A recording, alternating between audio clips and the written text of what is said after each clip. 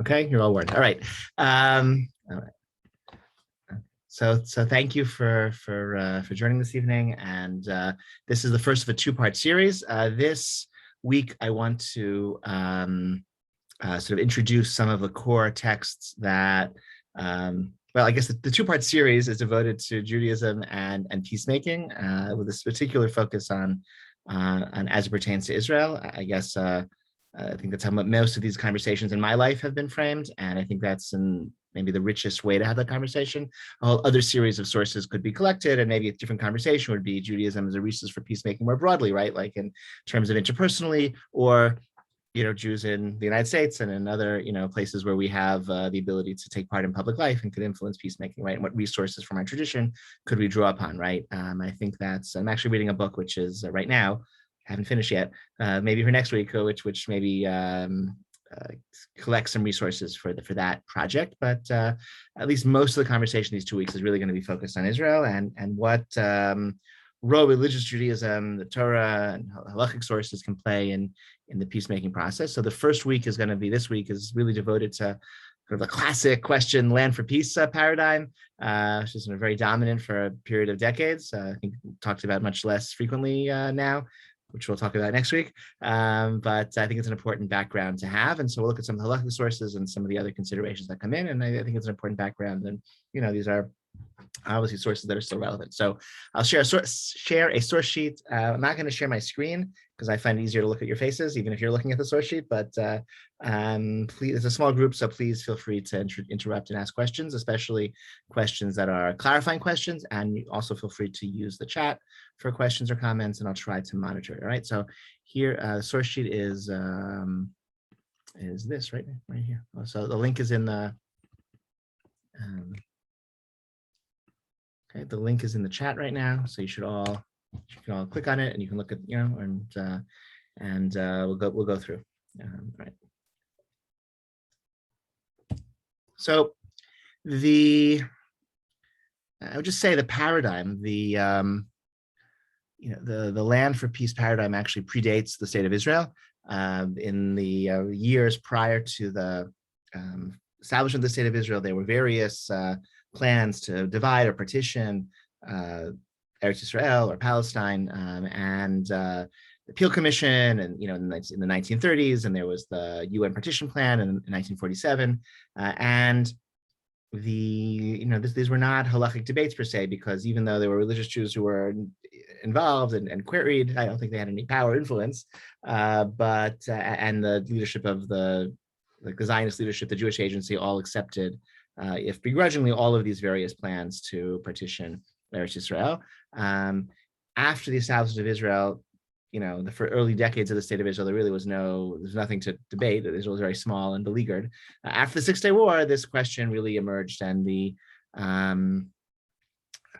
sort of the global paradigm that was presented by the UN Resolution 242 that ended the Six-Day War presented the paradigm of land for peace, that Israel would relinquish the territories that it conquered in the Six-Day War beyond the 1949 armistice line, and in turn for peace agreements with its neighbors. And that paradigm really has extended until recent years. Okay, and that paradigm is halakhically complicated. So let's sort of look at sort of where that halachic sort of debate emerges. So the first source you have in your, it's a lot of introduction, sorry. First source you have in your sheet is from the Hasagot of the Ramban to Sefer Mitzvot. Let me take a step back and explain, right? This is my spiel. Some of you have heard this before, but some of you maybe haven't. Okay, how many mitzvot are there in the Torah, right? Not a trick question, or maybe it's a partially trick question. Oops, sorry.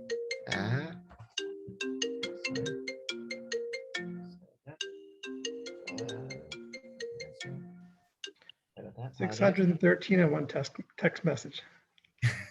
613, yes.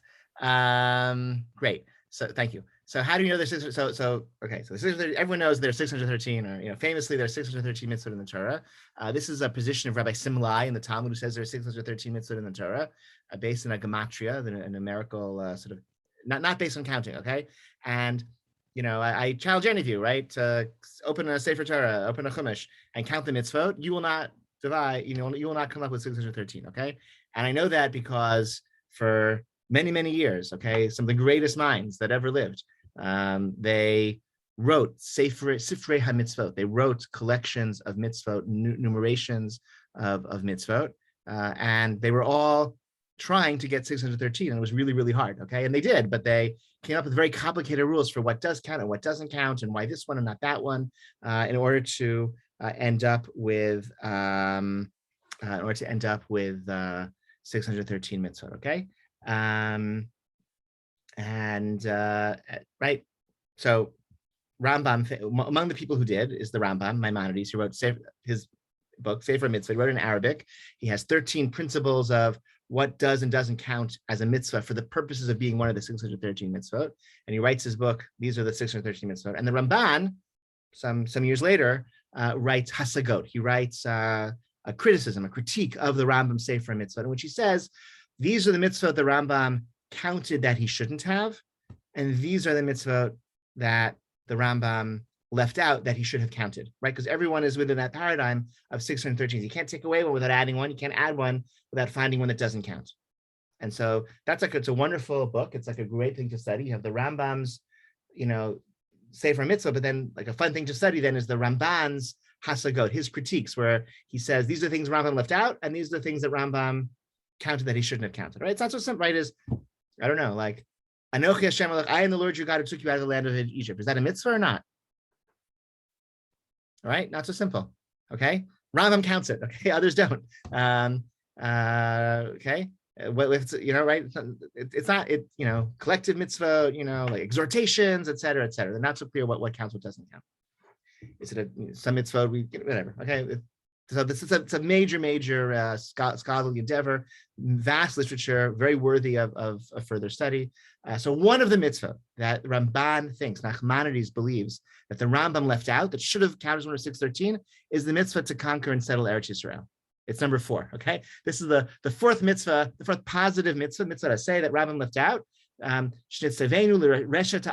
mitzvah that we are to take possession of the land that God gave to our forefathers, to Avraham, Yitzchak, and Yaakov. We should not leave it in the hands of any other people or allow it to lie waste, as it says, and you shall take possession of the land and settle it, for I have assigned the land to you to possess, and you shall settle the land that I swore to your fathers. Okay, so that suggests that if there is a positive mitzvah to settle Eretz Yisrael and that Eretz Yisrael should be under Jewish control, and that maybe is a permanent mitzvah, a perpetual mitzvah that we can fulfill now, that would mean that relinquishing control over Eretz Yisrael would be a violation of this mitzvah, or at least a nullification of the mitzvah that Eretz Yisrael should be under Jewish control. Okay, what would be a counter argument to this position of the Ramban? If you wanted to take the other side, the pro land for peace side, what would you say is a counter argument? There are other values which are higher than conquering the land, such as peace or pikuach nefesh, that would peace, allow peace, you. I don't know. Peace is a value. Let's bracket that for now. That can be, that's very sounds kind of loosey-goosey, very amorphous, but pikuach nefesh, right? Life-saving, we know, right, is not just a value, it's its own like halachic trump card. Okay, it carries a lot of weight. Generally, we can supersede many mitzvot. Almost all mitzvot are overpowered, but when life is in danger, right? If there's medical necessity, you eat on Yom Kippur, you eat non-kosher food, you violate Shabbat to take somebody to the hospital who needs urgent medical care, right? We violate mitzvot when life is in danger. And so if the question is, we can relinquish pieces of territory for a life-saving diplomatic agreement, then that would seem to be a mitigating factor against that. Only for mitzvah, Rabbi? I'm sorry? Are you only asking for mitzvot? Because I think there's a clause in here too.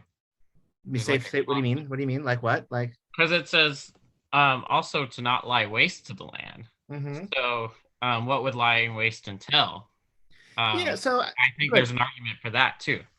Yeah, so I think you could say, I'm gonna take what you said and say it in different words. Maybe the fulfillment of the mitzvah of like the mitzvah, the point of the mitzvah is not that the there's a flag sticking on a hill. The point of the mitzvah is presumably a flourishing Jewish society in the land that God gave to our ancestors. And maybe that society flourishes more with diplomatic relationships with its neighbors, and that encourages more immigrants and a vibrant economy with international trade and et cetera, et cetera. And so maybe there's a smaller territory, but a more like secure Jewish hold on a smaller, some subset of Eretz Yisrael with, international recognition and good diplomatic relations, right? The point is that it's not not to lie waste, that it should flourish and they should be built up and developed and inhabited, and maybe that can be promoted with a tactical or strategic, maneuvering of the actual territory. Exactly.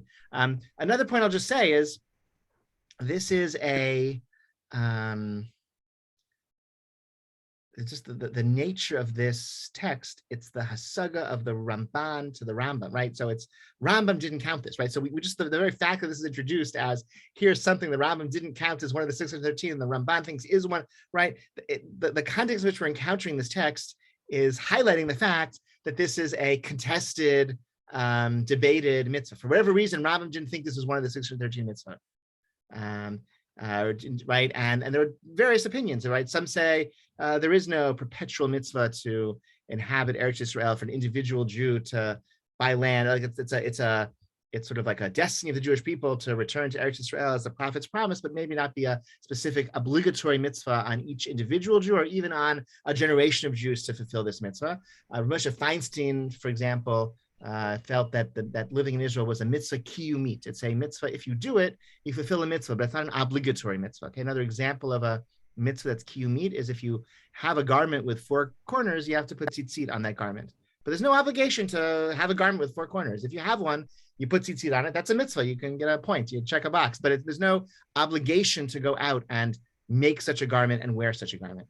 Okay, so Moshe Feinstein felt that if you living in Israel is itself a mitzvah, but it's not an obligatory mitzvah. Okay, another. And he's bringing that down by just the cool technology of Sefaria. Like you highlight, the Ramban here, and then on the right side, it's bringing up exactly in Devarim, where I guess this is coming from on every spot which your foot treads shall be yours. Your territory shall extend from the wilderness to the Lebanon, from the river Euphrates to the Western Sea. And this goes like the difference between a mitzvah, but like what is good to do. Even though that's pretty black and white. It's pretty big, right.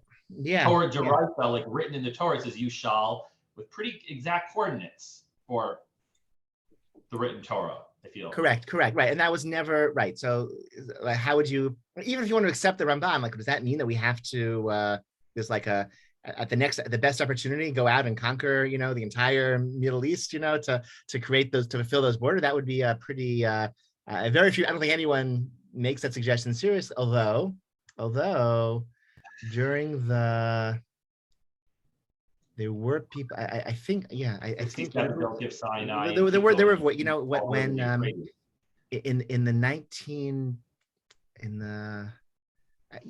there were people who felt that Israel should not withdraw from the portion of Lebanon that Israel occupied for, from 1982 until 2000. There was a small piece of Lebanon, but there was even like a large chunk of Lebanon that Israel was under control of the Israeli army for in the early 80s and during the first Lebanon war. And there were some voices saying, well, this is part of those biblical boundaries. We shouldn't withdraw even from Lebanon, which is, there was not a lot of traction to that idea, but it did exist. And I believe there were opinions that, maybe I don't want to say this with, maybe Lubavitcher Rebbe said this, but or maybe I could be misremembering. But there was a period of time in the Yom Kippur War. The Egyptian army invaded Sinai.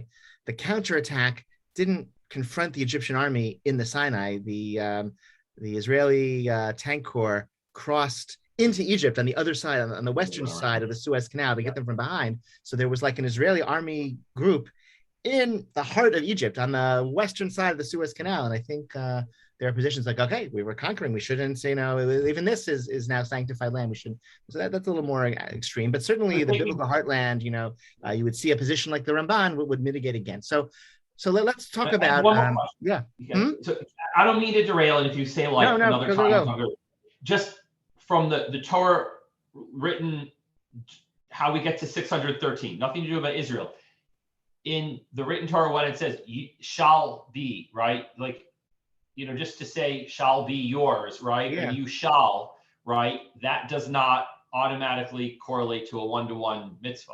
Correct, because maybe that means maybe it's a prophecy that one day this shall happen. Maybe it's a, right, or maybe that's God's command to Moshe, and maybe that was fulfilled when, in fact, the empire that David and Solomon had fulfilled that prophecy, and they did it. It doesn't mean that it's a perpetual mitzvah that each of us have to do, or maybe it's a mitzvah that can only be fulfilled in the times of Mashiach. It's that, right? Maybe we don't have the capability of doing that. That's how the other side would interpret those verses, But the Rambam doesn't say. The Rambam just leaves it out, so we don't really know why he left it out. And so there are many, many theories. So once the Ramban says, well, this is a mitzvah, and here's my sources, then that leaves it to others to say, well, here's why we think the Rambam didn't count it, right? And then what was his thinking? And so there's a vast scholarship on this, we can, again, for another occasion, we can explore that scholarship as well.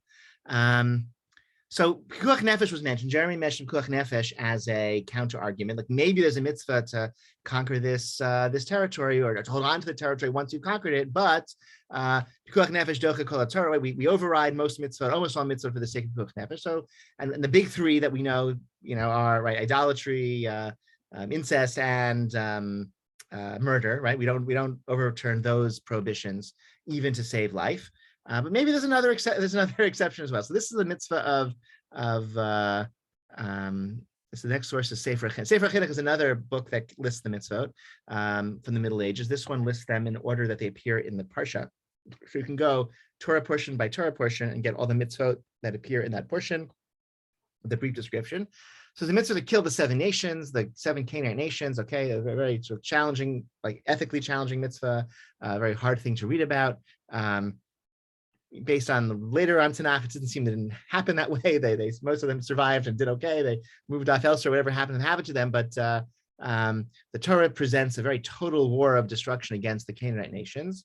And the Sefer Chinuch, again, this anonymous medieval book that lists all of the mitzvot in the Torah, describing this mitzvah. What does he say? He says, how do you violate this mitzvah? He says, if you come across somebody who's from one of these nations and you have the possibility, without putting yourself in danger, and you don't kill him, you've neglected this mitzvah. Okay, there's a positive mitzvah to kill the Canaanite nations, and if you, according to as the Sefer Chinuch is describing it, you find yourself on a desert island, and there's and this other guy, and other guy says, "Oh, I'm Jewish," and he says, "Oh, that's interesting. I'm Canaanite, so no one else is around.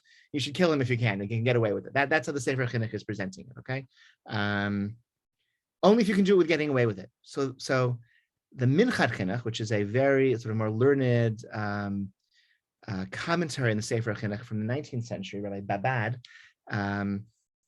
I think one of his descendants had one of the shtibels on the west side, okay, for what it's worth. He writes that the clause that you only kill the Canaanites if you can do so without putting yourself in danger is strange, because, this is verse 3, because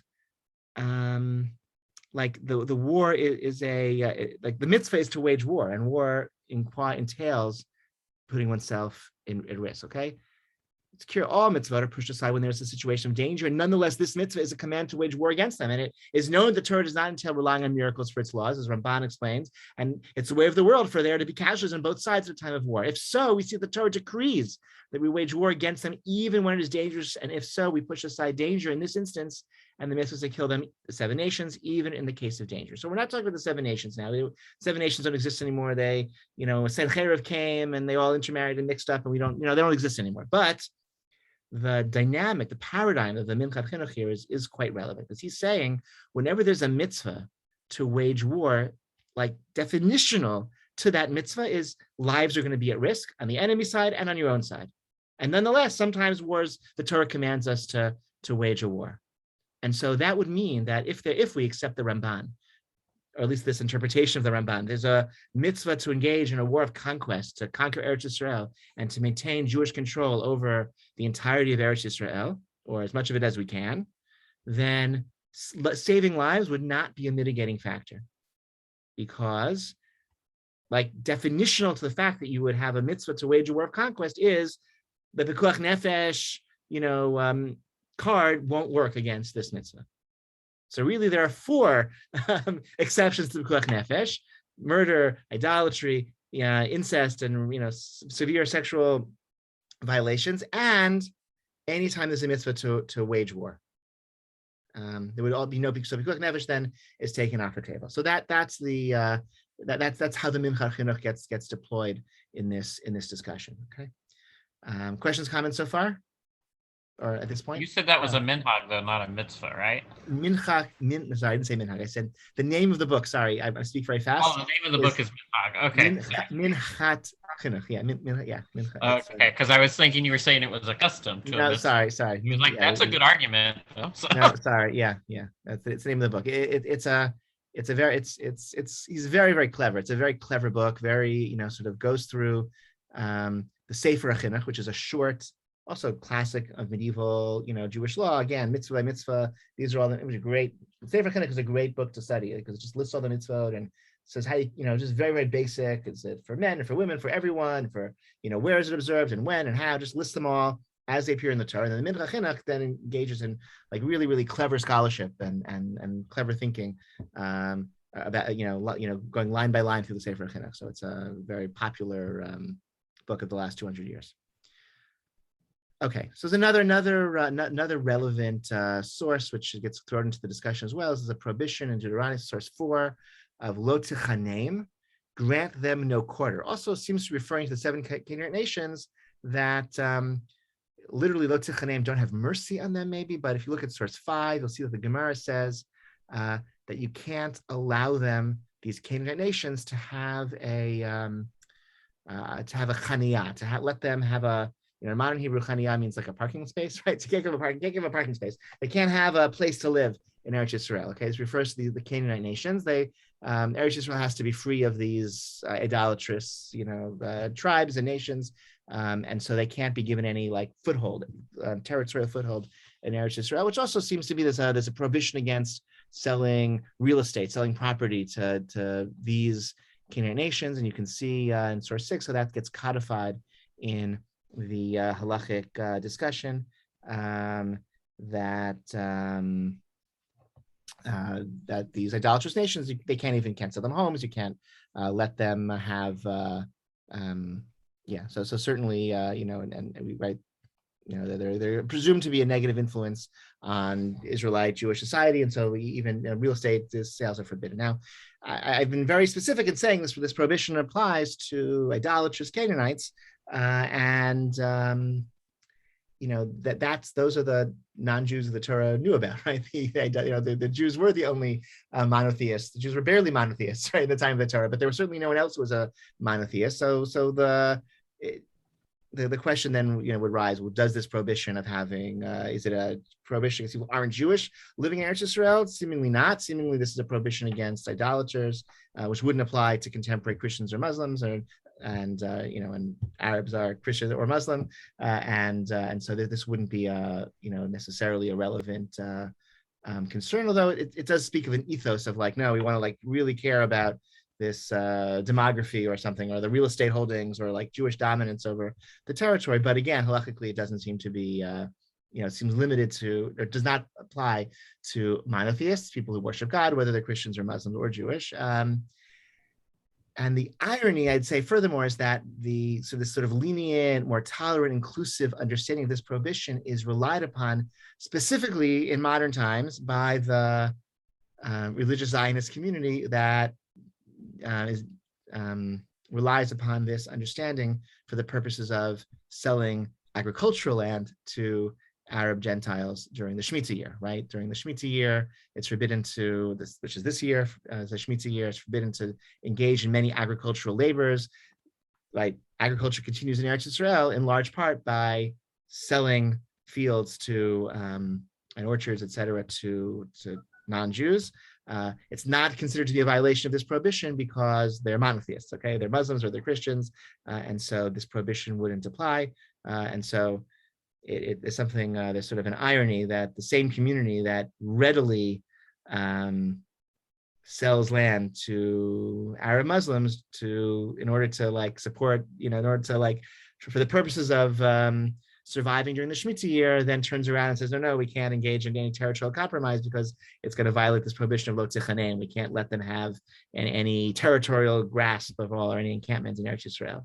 I guess they would say, no, it's not hypocrisy. The dominant concern is what's going to lead to a flourishing state and a flourishing, Jewish control of and security, et cetera. And the Heter Mechira, selling the land, accomplishes that in the Shemitah year, and not relinquishing it, accomplishes that in the diplomatic sphere. But I think once you're being pragmatic, then you lose your ability to kind of throw these halachic trump cards, right? Because you're actually, once you're acknowledging that it's pragmatic, right, then the conversation shifts from being about halachic absolutes to being pragmatic conversations about, which diplomatic program will or will not lead to the flourishing and safety of the state of Israel.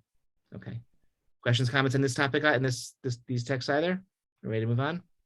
It's a lot of stuff. I think we're going fast. Okay, let's keep going then. Source 6. Okay. So this is source 6 and 8. Source 7. Source 7 and source 8 are actually they're really the same source. It's both. There's just a continuation of this passage in Masechet Chagiga from the Babylonian Talmud.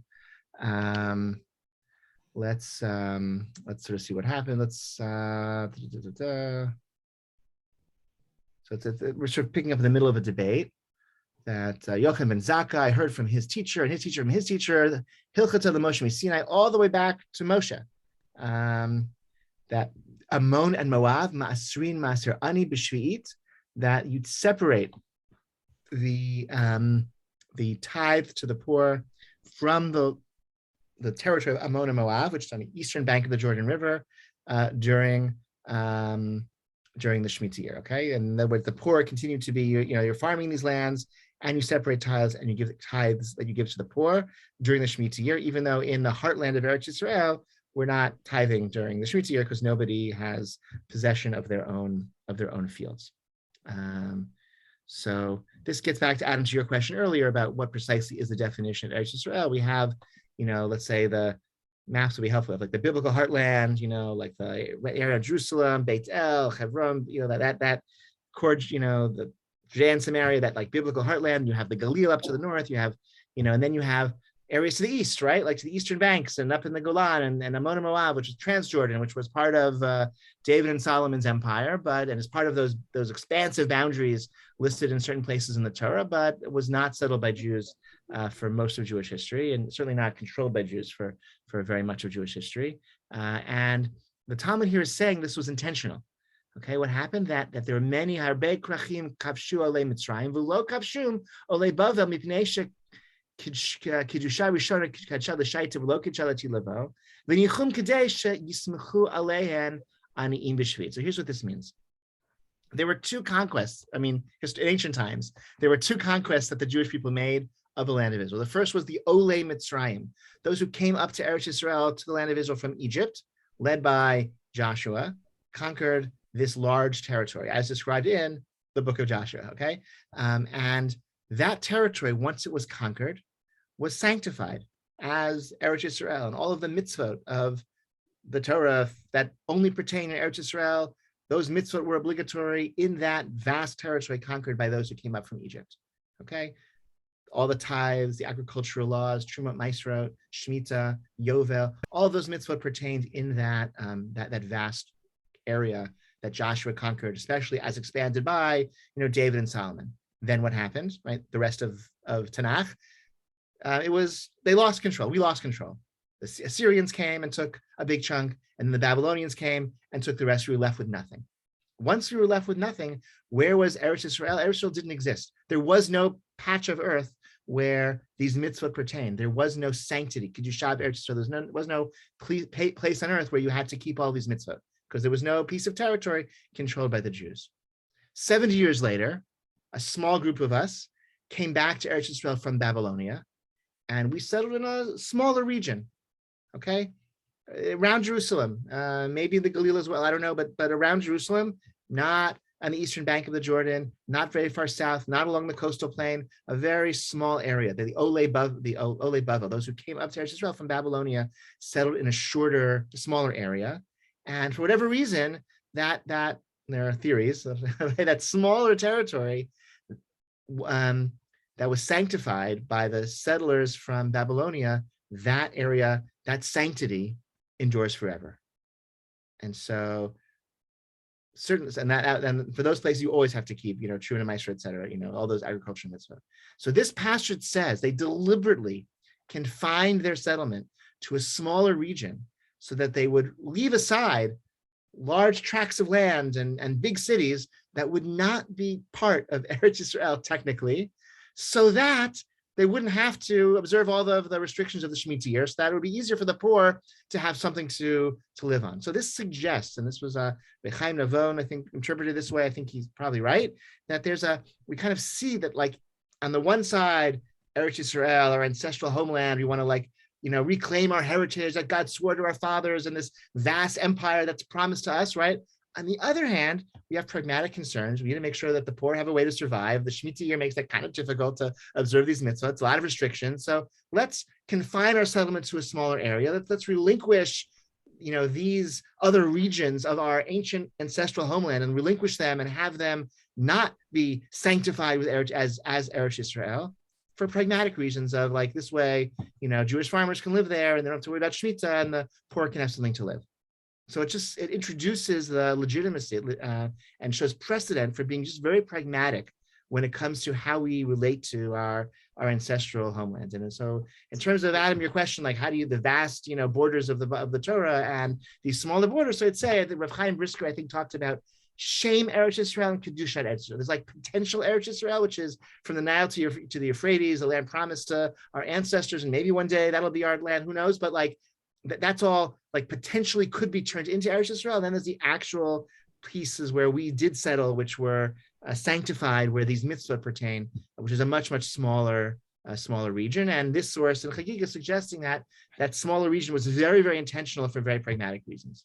And using that logic, that's example one. And example two is, look at Shemitah. If they're doing it for the convenience of not having to follow Shemitah, to be pragmatic, then all the more so do it to live in peace. Yes, precisely. Exactly. And to respect Pekuah Nefesh, which is clearly a bigger thing than, violating land or trading with your neighbors or schlepping, cucumbers from Greece or something like that.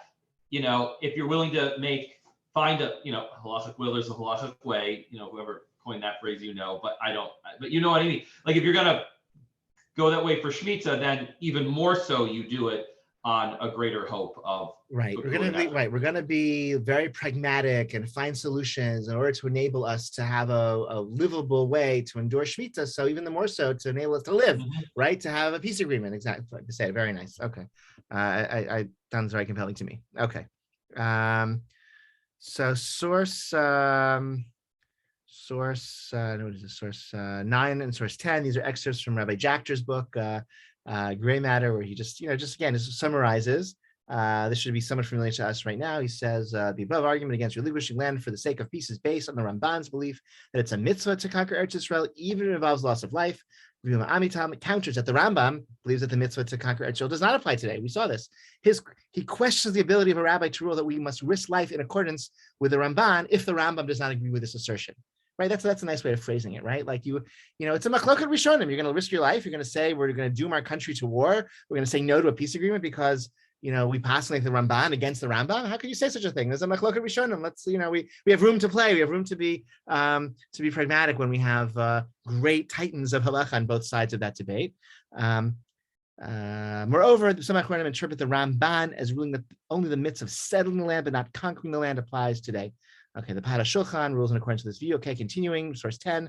According to this approach, we are no longer commanded to conquer Eretz Yisrael. Thus, if surrendering land will lead to peace, it would be permissible to do so. The mitzvah of settling the land of Israel can still be fulfilled in those areas that remain under Israeli control. Wow, that's another point. That's worth. I want to emphasize that. It's not, I think I said this before, I'll say it even clearer. You can still fulfill the mitzvah of settling Eretz Yisrael, even if the territory is a little bit smaller, right? That's not, and maybe you can fulfill that mitzvah better by encouraging more immigrants, by having a stronger economy, by removing the fear of existential dread over the Jewish inhabitants of Eretz Yisrael if it's a little bit smaller, right? So it can really be for the sake of the mitzvah itself to relinquish a little bit of real estate. of our Lichtenstein in a speech at Yisrael Haretzion in which he defended the Camp David Accords with Egypt, cited Rav Yosef Dov Soloveitchik, Rav Moshe Feinstein, Rav Yitzhak Hutner as believing that Israel is permitted to exchange land for peace. Okay, so let's see some sources from Rav Soloveitchik. A lot of places Rav Soloveitchik made his position clear. This is a very early one. This is from 1967. Okay, so right after the 6-Day War, this was his Tshuva Dresha. So the war was in June. This was, I don't know, September, October, whenever, a few months later. So we'll see what he has to say. Okay. I don't intend here to engage in politics, but this is a matter that has weighed heavily upon me since last June. I am very unqualified to assess the extent of the deliverance that the Ribono Shel Olam accomplished on behalf of Klal Yisrael and the Jewish victory over those who hate Israel. But in my opinion, the greatest deliverance and the greatest miracle is simply that he saved the population of Israel from total annihilation. Okay, this is important. The victory that is not that we redeemed and conquered and liberated whatever, Jerusalem or the biblical heartland. The deliverance is that Jewish lives were saved in this war. Our enemies were going to kill us and we survived. That's the deliverance. That's what he feels relief over. That's what God. That's the miraculous. But that's God's deliverance, was that people didn't die and we survived. But one thing I want to say, these reasons constitute the primary salvation behind the 6-Day War. We rejoice in the capture of the Western Wall and the Cave of the Patriarchs in Rachel's tomb, fine. But that's not the main point. I understand the holiness of the Kotel HaMaravi, the Western Wall. I studied Kudshim since I was a child. Kudshim, which is the section of halachic material, the oral Torah that deals with all the sacrifices that were done in the temple. He understood what that space meant, what it represents, what was done there. Okay, Kitshel Asilavo, Kushas Makam, Kushas Mechitzos, Lifnei Hashem. These are all concepts with which I grew up in the cradle. Okay, like as again, what the avoda, what the service in the temple entailed, and the places and the various sanctities and rules governing each square foot of Jerusalem. The Kotel HaMaravi is very dear, and the Har HaBayis is very dear to me. I understand the Kedusha, perhaps much more than many religious journalists who've written so much about the Kotel HaMaravi, but we exaggerate its importance. Our Judaism is not a religion of shrines, and it seems for this that it lies in the interest of the Ministry of Religions to institute a foreign concept of holy sites in Judaism, a concept we never had. Okay, all the legislation that Israel has to go through to govern what's going to happen, who's going to be in charge, and when and how, that's foreign to, we never had that before. We don't. It's not a concept that really exists in authentic Judaism. We indeed have the concept of Kedushas Makom, of there is sanctity of space in Judaism. This is the base of Mikdash, but graves are not Makomos HaKadoshim, right? Like the graves of the patriarchs of Hebron. That's not a Jewish concept to say it's a holy site. As important as Kivrei Tzadikim are, they're not holy. Okay, holiness has definitions in Halakha, and the Cave of the Patriarchs is not holy. Perhaps it's a different halacha to visit Kivrei Tzadikim is important, like Makomos HaKadoshim. Okay, it's nice. There is a Jewish practice to visit the graves of the righteous, but that doesn't make it a holy spot. I'll tell you a secret. It doesn't matter under whose jurisdiction the Kotel HaMaravi lies, whether it's under the Ministry of Parks or under the Ministry of Religions. Either way, no Jew will disturb the site of the Kotel HaMaravi. One is indeed at a great spiritual level if he desires to pray at the Kotel HaMaravi, but many mistakenly believe that the significance of the victory lies more in regaining the Kotel HaMaravi than the fact that 2 million Jews were saved and that the Malchut Yisrael was saved, right? Jewish sovereignty. Because really a Jew does not need the Kotel HaMaravi to be Lifnei Hashem. We can be before God anywhere. Naturally, Mikdash is a separate Kedusha, which is Lifnei Hashem. If there was a base in Mikdash, that has its own rules, but we're not talking about that. There's a Lifnei Hashem which spreads out over the entire world, wherever a Jew does not sin, wherever a Jew learns Torah, wherever a Jew does mitzvot. Throughout the entire world. That's the Gemara in Berachot. 2 Jews sit and study Torah, God's presence rests between them, the Gemara in Berachot says. That's everywhere. That's not just in Jerusalem. That's not just at the Kotel. That's anywhere. That's in Chicago. That's in Siberia. Okay, anywhere. I want you to understand, I give praise and thanks to the Ribono Shel Olam for liberating the Kotel HaMaravi and for liberating and for removing all Eretz Yisrael from the Arabs. That belongs to us. But I don't need to rule whether we should give the West Bank back to the Arabs or not to give the West Bank to the Arabs. We rabbis should not be involved in decisions regarding the safety and security of the population. These are not merely halachic rulings. These decisions are a matter of pikuach nefesh for the entire population. And if the government were to rule that the safety of the population requires that specific territories must be returned, whether I issue a halachic ruling or not, their decision is the deciding factor. If pikuach nefesh supersedes all other mitzvos, it supersedes all prohibitions of the Torah, especially pikuach nefesh of the Yeshuv Eretz Yisrael. And all the silly statements I read in the newspapers. One journalist says that we must give all the territory back. Another says you must give only some territory back. Another releases edicts, strictures, and warnings not to give anything back. These Jews are playing with 2 million lives I will say that as dear as the Kol Ravi is, that 2 million lives of Jews is more important. So I just want to say, let's point out what he's doing here. He's adding another layer. It's not just Pikuach Nefesh of an individual. You put somebody in a car and you drive them to the hospital on Shabbos. It's the 2 million lives of Jews who live in Israel, and because they live in Israel, it's like especially important. They represent something so important to all of the Jewish people and to all of Jewish history. It's like, and that means that because of the centrality of the Jewish presence in the land of Israel, we're going to be more flexible in whatever compromises are needed to secure their safety. Because of their importance, because of the centrality of the Jewish presence, we want to secure it and keep it safe forever. And that might entail territorial compromise for the sake of a diplomatic agreement. We have to negotiate with common sense that security of the Yishuv requires. What specifically these security requirements are, I don't know. I don't understand such things. These decisions require a military perspective, which one must research assiduously. The borders that must be established should be based upon which will provide more security. It's not a topic appropriate for which rabbis should release statements or for rabbinical conferences. Right? Powerful, and you can imagine, right? It's shocking now. If I get up and said that, it would be controversial to say it today. And you can imagine in the euphoria, right? Not 6 months after the 6-day war to say this is really, very, different. Okay, very different. Okay, so any other reactions? What we just saw? Cool. Anyone else? No. So my first reaction is, I'm sure Chabadniks will hate this, because just if you're a Messianic Jew, I mean, all Jews, we pray for it's why we have the Musaf service, because we don't have the temple service. And in Shemona Esrei, how many times a day do we yearn for the rebuilding of the temple? And here, if obviously you believe that literally or metaphorically, or the temple times, but if it's a literal meaning that you're praying for, this theoretically is a step back for what we're literally asking for. So that's a weird contradiction, and not sure how you reconcile it. And I threw that Chabad thing in because it's so focused on Mashiach, and if it's coming, then how could you not prepare the temple to be rebuilt? That's just one thing. You don't need to respond to that. Yeah. But I kind of, he gave himself an out about saying, like, you leave it at common sense and leave it to the experts. And that, I think, is his out by saying you could Torah justify it either way, but at the end of the day, if the experts with common sense are doing things, you follow them. And if the experts are saying you don't do this because Pekuah Nefesh could also be used by why you have to keep the West Bank and Judea, Samaria, to keep a buffer and things like that. And the unfortunate death of, X hundreds of Israeli Jews a year are greater than a existential threat or something like that.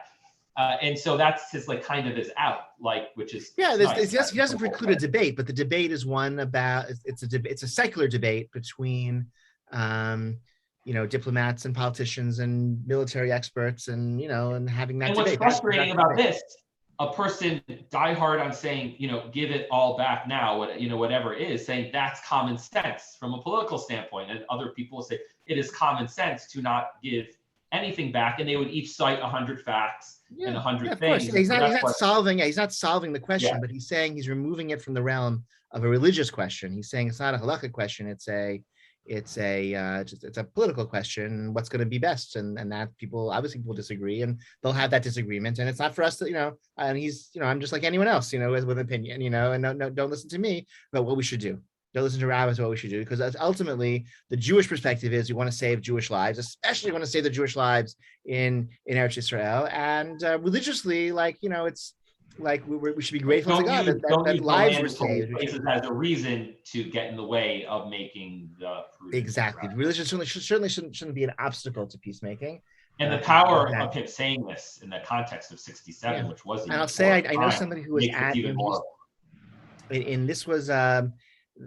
He spoke every Saturday night. He spoke about the Parsha, I think, in Boston, let's say Shabbat. And I know somebody who was there the first time he spoke after the war ended, or maybe a week later. But and everyone was jubilant and rejoicing, and he was very somber. And he said, "You shouldn't be rejoicing because there were several hundred Israeli soldiers died in that war, and this is not a time to rejoice."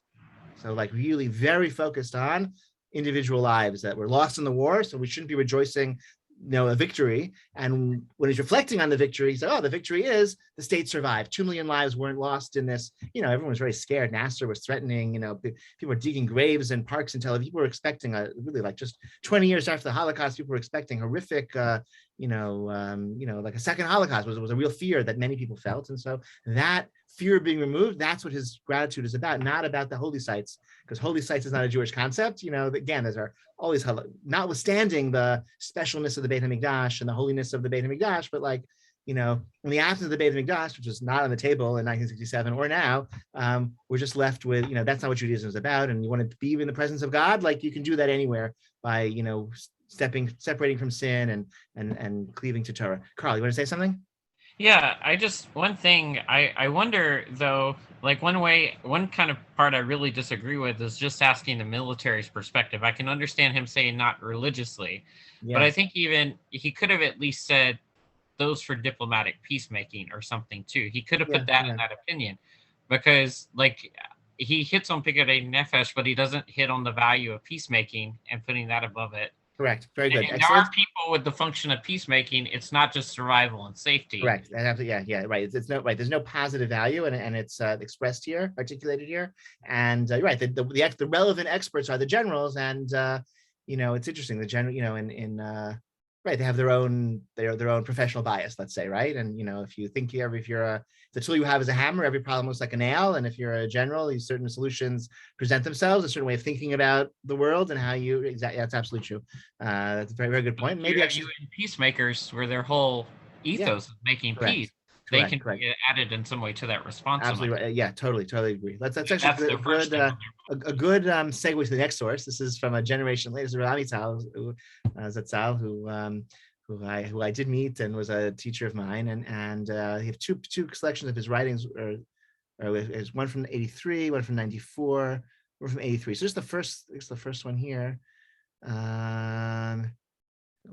is 1983. So 1983, this is after the withdrawal from Sinai, when there was a real retrenchment in the religious Zionist community towards the settlement movement. In the aftermath of the withdrawal from Sinai, he writes, the extent that religious Zionist Jewry is conscious of its historical destiny at this difficult time. This is 83, so the war in Lebanon too, okay? It must change direction, change tactics. It must declare that we seek peace. And we mean a true and final peace, not a formal peace with political etiquette, which has recently begun to be regarded as the be-all and end-all, but rather a peace that will remove the fear of the horrors of war. For the sake of such a peace, we will be ready to make concessions, including territorial compromise. If such a peace will indeed come about, then there will be a moral and halakhic justifications for our concessions. Unfortunately, I do not see any chance of such a peace in the visible future, but at the same time, we must emphasize this over and over. We must speak about peace as a Jewish value. According to the Torah, this is important from an educational and moral perspective, from a Jewish and national perspective, and from a pragmatic perspective within Am Yisrael and within the international community. We must hold onto our sharpened sword. We must keep it in its scabbard, not use it other than times of real need when there are no other possibilities. This, I think, Carl, what you just said, really, I think this is responding to, like, the voice of Judaism has to be a voice that promotes peace. We can't say, peace, don't be, it's kumbaya, like we were hard, right? I mean, that's the risk of Soloveitchik's position, is that it leads to, you can imagine a whole bunch of his students hearing that, then being, I don't know, I once went to a thing at an AIPAC conference. It was organized for rabbis by the OU, and it was like 100 rabbis, like major American Orthodox congregations in this room, and they, and it was like I don't know, like they had gotten some like other, whatever Iran expert to like speak to us, and it was like, that's like, like everyone's a pundit, everyone has a take, everyone's has their, like military expert who's like telling them about, centrifuges and but also, and peace, that's kumbaya, like, let's, we're in the Middle East now, okay. But Rav Amitai is saying, no, like the Torah actually cares a lot about peace, and the voice of Judaism in the world, and the voice of religious Judaism within Israel has to be a voice that is speaking positively about peace, yearning for peace, open to the possibility of peace and the concessions that would be necessary if such an opportunity arises. So he was not saying, you have to jump at the first opportunity. He's not saying this or that possibility must be embraced, but he is saying the stance of religious Judaism has to be pro-peace and has to be open to that. Again, just to be speaking about the Torah in an accurate way, an authentic way, that has to be part as well. Let's move on. So I want to say one. Okay. So the person who actually, the halakhic scholar whose support of the principle of land for peace, that territorial compromise is halakhically legitimate in the context of a peace agreement, who really mattered was Rav Ovadia Yosef, who was a period of time Sephardi chief rabbi and founder, spiritual founder, and still figurehead of the Shas political party, who sat in the government of Yitzhak Rabin and provided the votes needed to carry out the Oslo Accords, right? So he not just, it's a halakhic position, but one that actually, had power, right? Because based on his position, Shas sat in the government and Rabin was prime minister, and the Oslo Accords happened, right? So in a lengthy tshuva that he published, in which he explains his position, he has a footnote in which he quotes Reb Chaim Soloveitchik of Brisk, who was the grandfather of Rabbi Joseph Soloveitchik. Okay, it's a beautiful story, and I think we'll end with a story tonight, and then a good segue for next week. I want to mention that which is found in Rav Dov Katz's book, Hagot HaVideot, which in the name of the great Gaon, the great genius Reb Chaim Soloveitchik of Brisk, of blessed memory, that during the days of the World War, meaning the First World War, when so many multitudes had fallen and the dead were so numerous, including many of our brothers in Israel, First World War, there were, Jewish casualties on both sides, like many Jewish casualties on both sides, which was particularly kind of poignant, tragic, whatever facet of that war. So anyway, it was said in passing to Reb Chaim that if only this war would bring the redemption, perhaps it would have been worthwhile. Reb Chaim responded with fury, saying, better for numerous redemptions to pass us by rather than a single life be lost from Israel.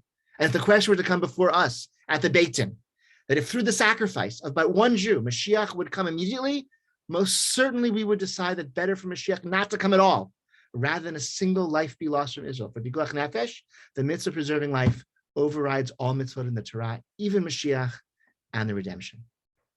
And that's a footnote in Rav Ovadia's. It gives me chills. I know it echoes of Dostoevsky and Brothers Karamazov. I just, we don't.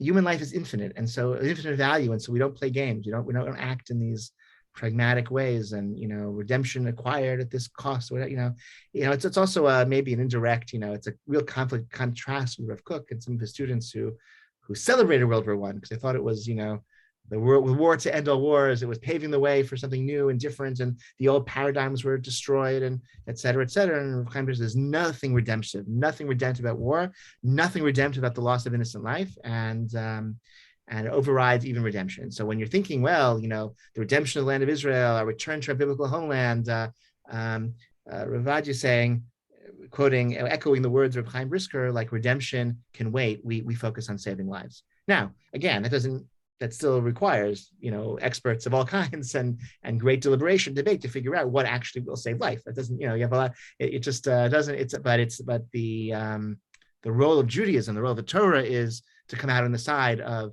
saving life, even at the cost of what seems to be the path to redemption. Okay. Questions, comments on this? Jeremy, yeah.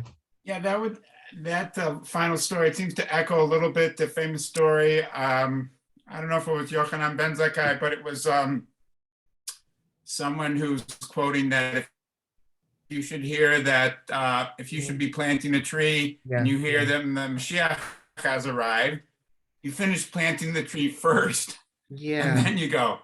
And then you go to see if the Mashiach has arrived. That to me, I always interpret as a kind of like skepticism of like, people are going to say things like plant the tree first, whereas Reb Chaim is saying, no, we're actually, it's not skepticism in Reb Chaim.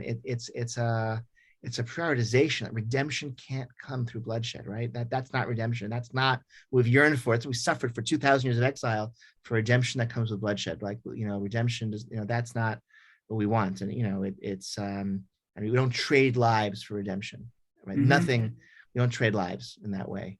And so we forgo redemption. Redemption depends on a Jewish flag and, in every city in the biblical heartland. So, we can, that can wait because we're saving lives right now. So Rabbi, how would you employ this? Let's say when someone's giving Hasbara from the state of Israel or something, that they're saying this and it's coming out as very much against what is being. So I think I want to push you off to next week because I think, Okay. I guess the Ravadi notwithstanding and his sock and his politics notwithstanding, Land for Peace sort of didn't work out, right? There are, left-wing versions of why it didn't work out. There are right-wing versions of why it didn't work out. There are Israeli perspectives of why it didn't work. There are Palestinian perspectives of why it didn't work. I think all these perspectives, in my opinion, have a great deal of validity to them, but didn't seem to work out. This paradigm doesn't seem to be what's going to get us to the next stage. And so next week, we'll talk about beyond Land for Peace. We'll talk about some resources within Judaism and amongst religious Jews as well, that can maybe give us a way forward from beyond this paradigm. So we'll talk about some flaws of this paradigm, and then we'll see some other paradigms and some other perspectives that may work out a little better. Okay, so thank you so much. I'm going to stop the recording. Where do I do that? Right here. Okay, and